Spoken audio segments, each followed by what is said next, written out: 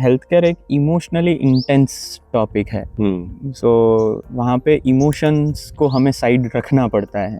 तो आपका क्या लगता है कि आपके as a HR professional down the line 10 years क्या पॉसिबिलिटीज़ हैं एचआर में भी और ओवरऑल हेल्थ केयर में भी?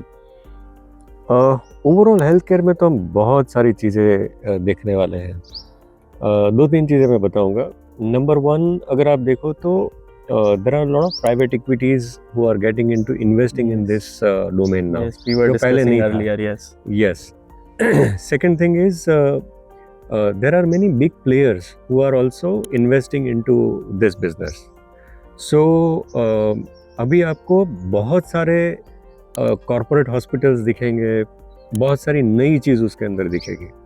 सो वो एक अलग सिनेरियो बनने वाला है। And as like we have seen in IT where there was a huge scarcity of talent, same चीज अभी हमको ये इंडस्ट्री में भी दिखेगी। So as HR person I can foresee a challenge of retaining and getting talents, right talents rather, for the healthcare. Second, the big disruption which is going to happen is because of the technology and AI's interventions coming into it. So of course healthcare में आपको बहुत सारी चीज़ें, जैसे आपको robotic technology, diagnostics की अगर आप बात कर लो, पैथोलॉजी के अंदर AI आ जाएगा, रेडियोलॉजी के अंदर AI आ जाएगा। देन अभी बहुत सारी जगह पे ऑलरेडी टेली कंसल्टेशंस वगैरह चालू हो गए। तो कितने हो रहे हैं? That's another disrupting thing which is happening. We were not used to with interacting with a doctor who is not in front of you. Exactly. But वो सारी चीज़ें आने वाली है। अभी आप देखो बहुत सारे मोबाइल एप्लीकेशंस ऐसे आ रहे हैं हु आर क्लेमिंग दैट आपका ब्लड प्रेशर, आपका stress level, everything they are going to map. So even like काफ़ी ICU के अंदर मॉनिटरिंग सिस्टम्स ऐसी आ रही है which is completely tech facilitated facilities होंगी, जिसमें पेशेंट के पूरे वाइटल्स जो है वो डॉक्टर्स को वहाँ बैठने की ज़रूरत नहीं है। They can be anywhere, even वो वैकेशन पे भी है तो भी अपनी ऐप के अंदर वो सारे वाइटल्स जो है वो कंटिन्यूसली मॉनिटर कर सकते हैं। सो उसके अलावा इनफैक्ट अभी जैसे अगर मैं HR पर्सपेक्टिव से हेल्थ केयर की बात करूं तो जो ड्यूटी रोस्टर्स वगैरह है उसके लिए there are AI which are coming in, where like the AI will suggest you that who should be the next staff should be there in the next shift. Okay. AI will see that okay, whosoever has done certain hours of overtime, तो उसको नहीं suggest करते हैं। जिसने 2 दिन से कुछ नहीं किया है उसको आप पहले सजेस्ट करो। Who is taking less leave, more working patterns of hours, ये सारी चीज़ों को वो स्टडी करके आपको सजेस्ट करेंगे कि आपकी अगली शिफ्ट में कौन होने चाहिए, राइट। HR की जैसे आप पूछ रहे हो तो HR के अंदर भी टेक्नोलॉजी का इतना चीज़ें आ रहा है, like there are CV parsing and shortlisting of biodata. So you just put the criterias and you have those CVs in front of you. True. अभी कई बार अगर if I'm scouting doctors, तो अभी even if you don't even invest, you go to ChatGPT and say okay, Ahmedabad के अंदर top cardiologist जो है वो कौन से हैं, they'll give you list of those. Then you go to maybe LinkedIn or something and you try to connect with those people. Yeah. So technology has entered into it. In fact, abhi recently we have also started looking at possibility of VR for training our paramedics. So अभी तक क्या हो रहा है कि paramedics जो है वो physical training के अंदर दे सीख ओके CPR कैसे देते हैं, आपका वेन कैसे पकड़ते हैं। Now with VRs coming in, you don't really need to put them into a real life situation. वो उसको एक ऑगमेंटेड रियलिटी या वर्चुअल रियलिटी के अंदर आप उनको रख के you can still train the same people with the same experience, so उसको एक सिमुलेटेड एनवायरनमेंट क्रिएट करके आप उनको ट्रेन कर सकते हो।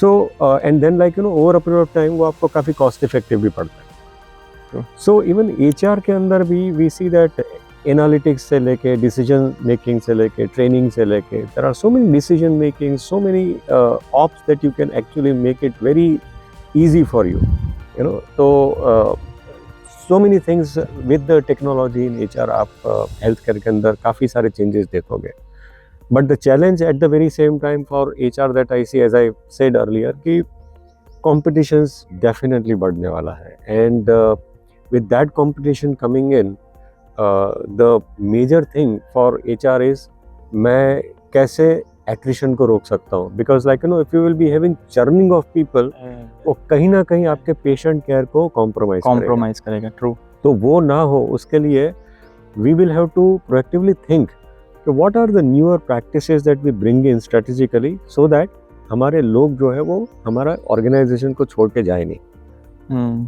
दूसरा चीज़ ये है कि eight the very same time जब आपको एक्सपेंशन करना है, व्हेन यू नीड टैलेंट, तो कहाँ से लाएंगे? बिकॉज अभी क्या है कि बहुत सारे पिकअप करने वाले लोग हैं, बट देन आपके पास अवेलेबल इतने रिसोर्सेज जो है वो नहीं आ रहे. That's another challenge. All the more, पहले ये होता था कि इवन अगर आप किसी fresh, let's say for example किसी फ्रेश नर्सिंग स्टाफ को मैं हायर करूँगा हु हैज स्टडीड से BSc नर्सिंग और GNM, quality was very different before couple of decades. एक ज़माने में नर्सिंग स्टाफ जो है वही हॉस्पिटल चलाते थे, डॉक्टर्स हॉस्पिटल नहीं चलाते थे. आज की तारीख में वो क्वालिटी इतनी डिटोरिएट हुई है कि the concern for HR is how do I, even if recruit freshers, उनको मैं कैसे ट्रेन करूँ so that you know they don't commit any mistakes while giving the patient care. So ये सारी चैलेंजेस कहीं ना कहीं इंडस्ट्री के लिए, HR के लिए है, जो आगे के दिनों में आने वाली है. I think the winning rule for HR in the health care would be how proactively you can foresee this situation and today you start making plans to overcome those, then there is no problem. इसमें से मुझे 2-3 questions आए, impromptu questions के. एक तो first, deteriorate हो रहा है जी, अग्रीड. वो लाइक कहीं ना कहीं आपने, अब हेल्थ केयर की बात कर रहे हैं तो आपने नर्सिंग का बताया, तो आपको कहाँ लगता है कि क्यों डिटोरिएट हो रहा है? लाइक पहले वो ऐसा क्या हो रहा था जो अभी नहीं हो रहा है? The way education is going on, पहले क्या था कि पहले ज़्यादातर गवर्नमेंट इंस्टीट्यूशन से जो पढ़ाते थे उनके पढ़ाने का स्टाइल बहुत अलग था. आज की तारीख में भी अगर आप गवर्नमेंट हॉस्पिटल्स के अंदर कोई डॉक्टर या नर्सिंग स्टाफ को पढ़ते हुए देखोगे तो उनके पास पेशेंट बेस बहुत बड़ा होता है. जनरली वो केओटिक ज़रूर दिखता है, but on the other side अगर आप देखो तो किसी प्राइवेट इंस्टीट्यूशन में कोई पढ़ रहा है तो उसको जो वॉल्यूम मिलता है प्रैक्टिकल एक्सपोजर के लिए, जो गवर्नमेंट में मिलता है उसमें बहुत वास्ट डिफरेंस होता है. So the way they come out with the confidence वो थोड़ा अलग होता है. ओके, बट प्राइवेट इंस्टीट्यूशंस भी अभी ग्रेजुअली पिकअप कर रहा है in terms of bringing technology, bringing real life situations, making something different so that like the confidence level of these students can go up. अगर वो ऐसा करते हैं then of course over a period of time हमको उसमें भी अच्छी qualities मिलेगी. दूसरा चीज़ ये है कि करंट जनरेशन में थोड़े 2 अलग अलग तरीके के स्टूडेंट्स में देखता हूँ. There are some students who are really very serious, they learn, they focus, and they really want to do something out of it. But at the very same time, there are also some students जहाँ पे मुझे काफ़ी casual attitude भी दिखता है. When you ask them, clinical questions which they are supposed to respond well, वो नहीं मिलता है. So उनका कई बार बहुत superficial knowledge होता है. When you go deep down in the interview, आपको समझ में आता है कि ये bookish है. वहाँ गड़बड़ है, क्योंकि किसी को भी आप फ्लोर पे तब तक नहीं रख सकते जब तक कि उसको A to Z सारे रिपरकेशंस जो है वो मालूम नहीं है. Because otherwise it's a risk that we are taking. वो नहीं कर सकते. वो पेशेंट के साथ फिर कॉम्प्रोमाइज हम कर रहे हैं. बिल्कुल बिल्कुल.